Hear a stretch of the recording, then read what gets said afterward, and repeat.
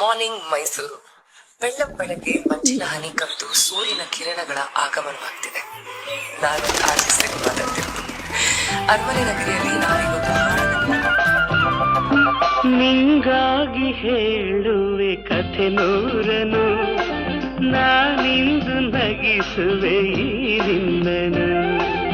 ಇರುಳಲ್ಲೂ ಕಾಣುವೆ ಕಿರುನಗೆಯನು, ಕಣ್ಣಲ್ಲಿ ಹುಚ್ಚೆತ್ತ ಹೊಂಗನಸನು.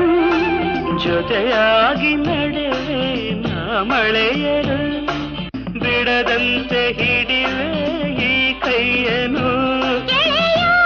ಜೊತೆಗೆ ಹಾರಿ ಬರುವೆ ಬಾನ ಎಲ್ಲೇ ದಾಟಿ ನಲಿವೆ.